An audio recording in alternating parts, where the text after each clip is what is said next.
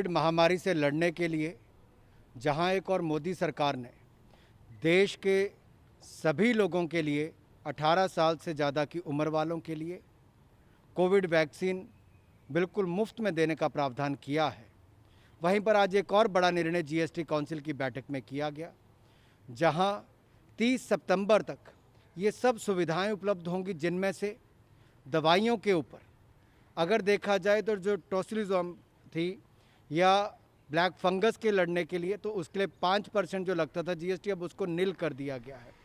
वहीं पर बाकी दवाइयों के ऊपर जो 12% या बाकी थे रेट्स, उसको भी कम करके मात्र 5% तक कर दिया गया।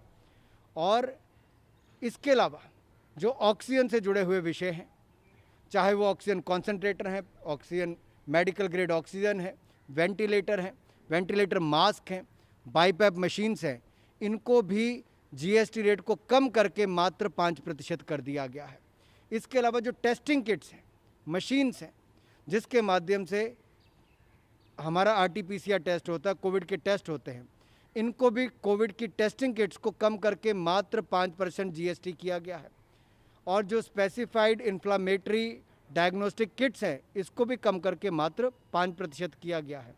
इसके अलावा जो कोविड से लड़ने के लिए जो हमें रिलीफ मटेरियल देना होता है, पल्स ऑक्सीमीटर हो, पर्सनल इम्पोर्ट्स हों या बाकी सब हों, उसको भी मात्र 5% किया गया है। और बड़ी बात तो ये है कि जो एम्बुलेंस के ऊपर 28% जीएसटी लगता था, उसको भी कम करके मात्र 12% किया गया। और जो इंडक्शन होती थी, फर्नेस थी, जहाँ पर क्रेमेटोरियम में उसको यूज़ किया जाता है, शवगृह जो शवों को जलाने के लिए इस्तेमाल किया जाता है, उसमें भी अगर आप कुल मिलाकर देखेंगे तो उसको भी कम करके मात्र 5% किया है। थर्मामीटर के ऊपर 5% किया है। तो कुल मिलाकर बड़ी राहत देशवासियों के लिए जीएसटी काउंसिल के माध्यम से की है।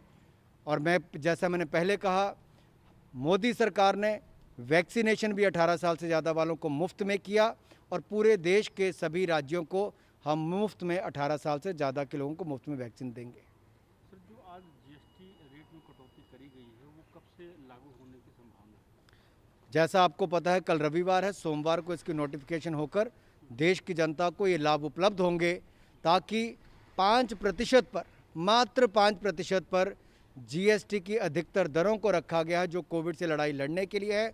एक बहुत बड़ा कदम आज ये उठाया गया है, जिससे कोविड की लड़ाई में बहुत पहल की गई है और इससे लोगों की जेब पर भी ज़्यादा बोझ नहीं पड़ेगा, उनको बहुत राहत मिलेगी। वही मोदी सरकार ने एक बहुत बड़ी राहत मुफ्त में वैक्सीन देने के लिए किया है और 24.5 करोड़ से ज़्यादा वैक्सीनेशन अब तक मुफ्त में हम कर चुके हैं, देश भर के राज्यों को दे चुके हैं। ये अपने आप में देखा जाए तो अमेरिका के बाद भारत एक ऐसा देश है जिसने इतनी बड़ी तादाद में वैक्सीनेशन की हो। भारत के बाद अगर कोई दूर दूर तक आता है तो शायद 7-8 करोड़ तक कोई और देश आता होगा। सर, दिग्विजय सिंह का एक क्लब हाउस चैट जो सामने आया है, जिसमें वो कह रहे हैं कि अगर उनकी सरकार वापस कश्मीर में आती है तो जो 370 का मामला है उसको फिर से रिलूट किया जाएगा। आपका क्या कहना है इस मामले में? देखिए, कांग्रेस का चेहरा एक बार फिर बेनकाब हुआ है। कांग्रेस की नीति, कांग्रेस को लेकर नीयत कैसी थी वो भी सामने आई है। और इतने वर्षों तक जो कश्मीर में हज़ारों लोगों की जानें गई, सुरक्षा बल हो, कश्मीर के नागरिक हो, भारत के अन्य नागरिक भी हों, ये कांग्रेस की उन नीतियों के कारण हुए जिसने कश्मीर और बाकी देश के बीच में खाई बनाकर रखने का प्रयास किया। मोदी सरकार ने आकर अनुच्छेद 370-35 से मुक्ति दिलाई थी। कश्मीर में जो आतंकवादी घटनाएं थी वो भी कम हुई, पथराव की घटनाएं कम हुई, कश्मीर नई ऊंचाइयों की ओर आगे बढ़ने लगा। पहली बार कश्मीर में सेब की पूरी खरीद भी की गई, फसल की। ऐसे बहुत सारे कदम उठाए गए जो कश्मीर के हित में थे, जम्मू कश्मीर के हित में थे। लेकिन कांग्रेस पार्टी के एक दिग्गज नेता का इस तरह का बयान आना दिखाता है कि गांधी परिवार की मानसिकता क्या है, कांग्रेस की मानसिकता क्या है। और आज भी ये सत्ता से बाहर रहकर कांग्रेस की हालत वो है जो बिन पानी के मछली की होती है। तड़प रही है कांग्रेस। सत्ता में आने के लिए किसी स्तर पर जाने के लिए तैयार है कांग्रेस।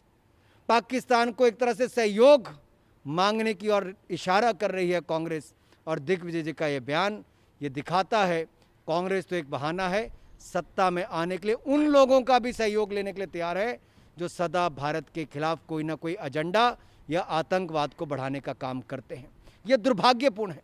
इस पे पूरी कांग्रेस पार्टी को माफ़ी मांगनी चाहिए और जो इन्होंने 70 सालों में कश्मीर के साथ किया है, जम्मू कश्मीर के साथ किया है, वो तो दुखद है ही। उससे भी दुखद ये उनकी बयानबाजी है, जिस तरह से बयान उन्होंने दिया है।